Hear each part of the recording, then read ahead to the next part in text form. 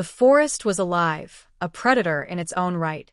Vines shifted as if breathing, leaves whispered like they plotted, and the air itself pulsed with menace. The alien noblewoman had stepped inside for her sacred trial, but the forest did not recognize her nobility. It recognized only prey. Roots coiled around her legs, climbing, constricting, drawing the breath from her chest. The living wood hungered, and her strength waned with every heartbeat. Her cries carried only so far before the canopy swallowed the sound. She knew her people would not come. The forest rejected them, punishing trespass with unrelenting hunger. But a human had come. Hired as a mercenary, an outsider with little care for alien rituals, he entered where no other dared. His boots crushed the moss, his blade flashed against vines that tried to coil around his arms, and his lungs burned as the forest spat toxins that others would have already succumbed to. His body fought back, every fiber of him hardened by battles long past. He pressed on because turning back was never an option for his kind. He found her bound, half buried in living roots, the forest testing her final breaths. He did not hesitate. His weapon tore through fibrous cords that pulsed like veins, ichor spraying from severed vines. Thorns slashed his skin, roots tightened around his ankles, but he pulled harder. Muscles strained, blood flowed, yet his grip never faltered as he dragged her free. She gasped, drawing air for the first time in what felt like eternity, clinging to the strength that tore her from death's grasp. The forest howled, vines lashing like serpents, but he carried her on his shoulders, his steps unshaken by the storm of branches. They broke through the tree-line together, tumbling into open ground where the forest could not reach. The vines hissed and recoiled, denied their meal. The human collapsed to one knee, battered and bleeding, his chest heaving like a war drum. She looked upon him, the one who had risked himself where none of her people would tread, and she saw not just a mercenary. She saw a force the forest could not consume, a defiance written into his every breath. And as the shadows of the wood curled back into silence, she knew that survival carried a cost, and that he had taken it upon himself to pay it. She woke to the crackle of firelight, her body aching but alive. The memory of the forest's suffocating grip burned into her skin. He sat nearby, wounds bound in rough strips of cloth, dismissing his injuries with a grunt whenever she tried to speak of them. To him, survival was its own reward. To her, it was unthinkable. In her people's law, a life saved demanded repayment, and failing to repay it bound her to shame forever. When the attendants brought forward chests of riches, gems mined from the molten core, metals forged in temples older than empires, she offered them to him with trembling hands. His reply was a single shake of the head. No hesitation, no calculation, only refusal. He said he wanted nothing. She pressed further, naming favors. Command of fleets, lands claimed in his name, a seat among her council. His expression never changed. "I don't save lives for trade," he said, as if it were the simplest truth in the universe. Her people gasped in outrage. To them, a reward refused was a blow to honor, a rejection sharper than insult. Whispers spread like wildfire. This human spurned wealth, spurned power, spurned even her gratitude. She watched as her guards shifted uneasily, torn between admiration and disgust. He had broken their unspoken law with effortless dismissal, as though it meant nothing. And yet, watching him tend his wounds with steady hands, she saw no arrogance, no mockery. Only calm indifference, as though he had done what he always did: fight, endure, and keep walking forward. The dissonance tore at her. Wealth and influence had shaped her life. They were currency, weapon, and shield. To see them brushed aside as dust unsettled her core. Was this human a fool, blind to opportunity, or did he truly carry a strength her people could not measure? She remembered the vines closing around her throat, the fire in his eyes as he dragged her free, the way he stood against something that devoured armies without asking what it might gain him. In silence, she studied him. His scars told stories no treasure could match. His refusal was not pride but principle, as if value itself lay somewhere her people had never thought to look.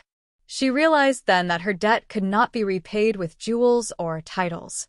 What he sought could not be bought because he had never asked for it at all. That night, lying awake under the alien stars, she clenched her hands and swore she would find the answer. He had saved her life. He had denied every form of repayment her people understood. And so she would give him what no wealth, no counsel, no gift of her world could match. She would give him herself. She summoned him in silence, dismissing her guards until only the two of them remained beneath the weight of unspoken obligation. Her people had taught her that when jewels could not balance the scales, when power could not restore honor, only the self remained as currency. With her voice steady, she declared the unthinkable, that she would offer herself to him, body, life, and loyalty, to erase the debt between them. It was not desperation but conviction, for she knew no other path would preserve her dignity. He stared at her as though she had struck him. Anger flashed in his voice, not at the gift but at the meaning behind it. "I didn't save you for this," he said, sharp and final, as though the very idea offended him. To him, the thought of a life reduced to payment was abhorrent, a chain he would not accept. She struggled to understand. To her, the debt was a brand. To him, it was nothing more than air already breathed. She argued, explaining that without repayment her honor would crumble, her name would be cursed, her family shamed. Her words carried the weight of tradition, yet they met only with his iron refusal. "I don't own you," he answered, as if the statement should have been obvious. She felt the clash of entire worlds in that moment, her culture bound by debt and hierarchy, his driven by a code beyond transaction.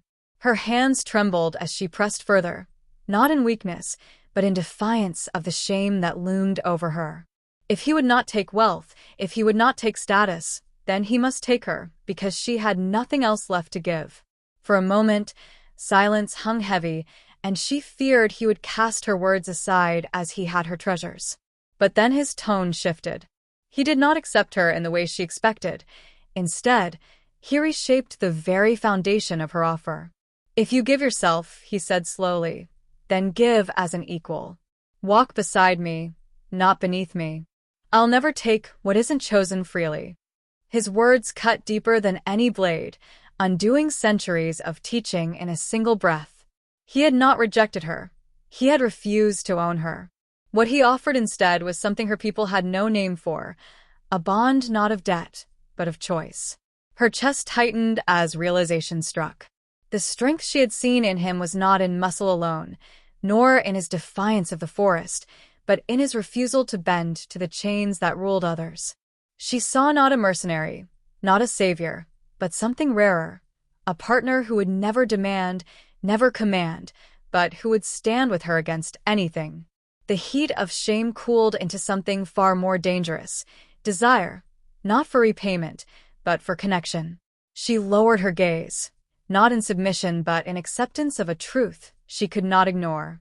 What she gave him now was no longer obligation, it was her choice, her vow, her will. And in that moment, the bond forged between them carried more weight than all the treasures her world could muster. The court learned of her choice before dawn, and outrage spread like fire across dry grass. Nobles snarled that she had demeaned her station, that a human had ensnared her with cunning silence.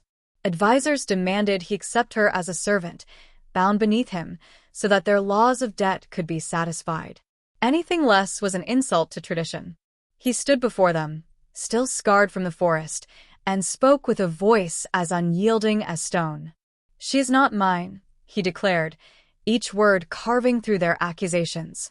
"She walks with me because she chooses to, not because I demanded it." Gasps rippled through the chamber. To her people, choice was not currency, debt was. His defiance shattered the ritual of repayment, and in that fracture, something new was born.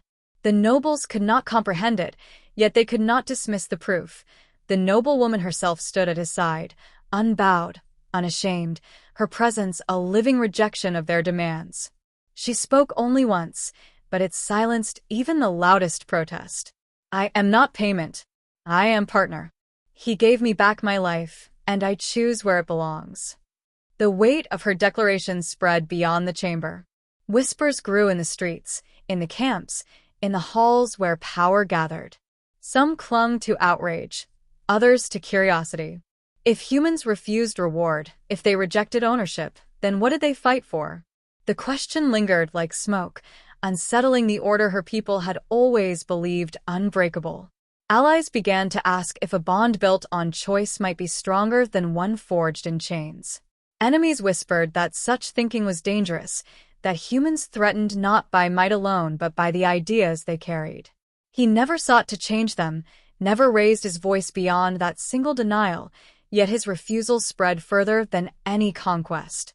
She walked with him not in shadow but stride for stride, her presence a living answer to every doubt.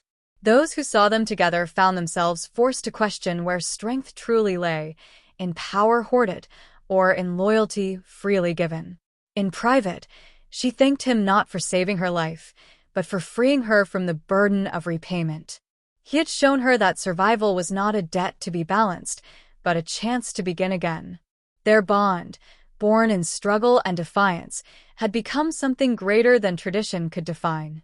And as the forest loomed in memory, a predator denied its feast. Its shadow reminded them both of what had been forged in its grasp. What began as an act of mercy had become a union no law could contain.